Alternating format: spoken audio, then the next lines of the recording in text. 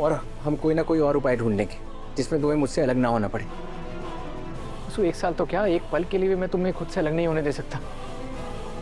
इतनी मुश्किलों के बाद हम एक दूसरे के साथ आए हैं और अब तुम अलग होने की बात कर रही हो। अगर ये व्रत पूरा नहीं हुआ तो ज़्यादा से ज़्यादा क्या होगा? मासा तुम्हें बहू के रूप में नहीं अपनाएगी तो क्या हुआ? मैं तो तुम्हें अपनी पत्नी मानता हूँ ना। इतना काफी नहीं है तुम्हारे लिए?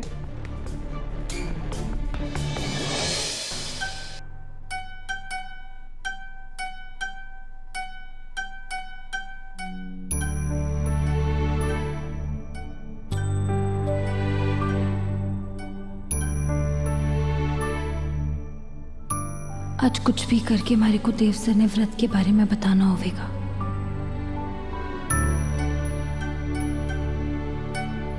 हमारे को तो पता ही ना था कि आप गिटार भी बजा लेंगे। आज से पहले मैंने आपको इसके साथ कभी भी ना देखा। ये मेरे नहीं तुम्हारे देवर के शौक है। अगले हफ्ते वो आ रहा है और जिस दिन वो आएगा उस रात पुराने गानों के साथ गिटार की महफिल सजेगी। बस उसी की तैयारी कर रहा हूँ।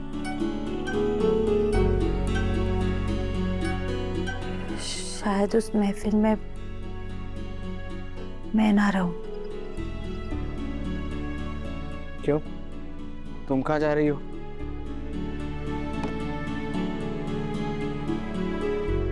वसु, मैं कल से देख रहा हूँ तुम बार बार ही जाने की बातें कर रही हो। आगे चल क्या रहा है?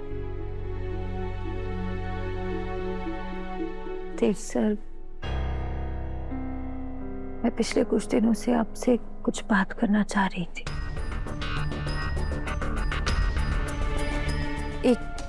एक व्रत पूरा करने के लिए हमारे को इस घर से, आप सबसे 1 साल तक दूर रहना होगा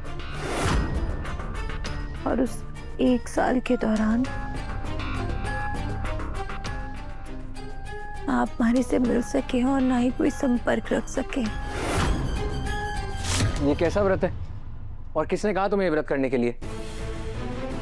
देव सर, अगर तुम चाहती हो कि चंद्रिका जी तुम्हें बहू के रूप में स्वीकार कर लें और तुम्हारी वजह से प्रभात जी पर कोई संकट ना आए, तो अगले 1 साल के लिए तुम्हें चौहान हाउस से दूरी बनानी होगी। असल में गुरुजी ने हमारा मार्गदर्शन किया। उन्होंने हमारे को बताया कि अगर मैंने ये व्रत पूरे नियम के साथ पूरा कर लिया तो बड़े हुकुम के सर से उनकी जान का खतरा टल जाएगा और देवी हुकुम भी हमारे को बिना किसी झिझक के अपना पावेंगी। देव सर, घर में सब कुछ सही करने का यू ही एकमात्र उपाय है। मैं नहीं मानता और हम कोई ना कोई और उपाय ढूंढ लेंगे जिसमें तुम्हें मुझसे अलग ना होना पड़े। बस 1 साल तो क्या, एक पल के लिए भी मैं तुम्हें खुद से अलग नहीं होने दे सकता।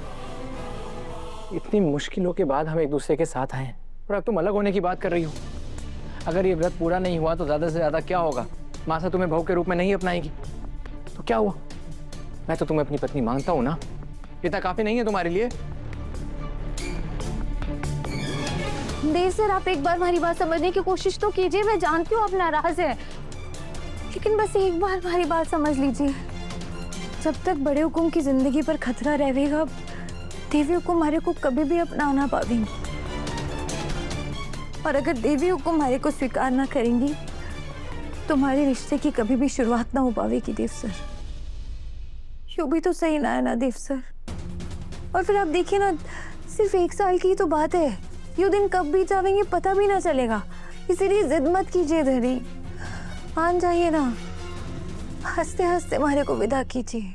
जब तुमने सोच लिया है तो मुझसे पूछने का नाटक क्यों कर रही हो? जाओ, जो मन में करो। देव सर,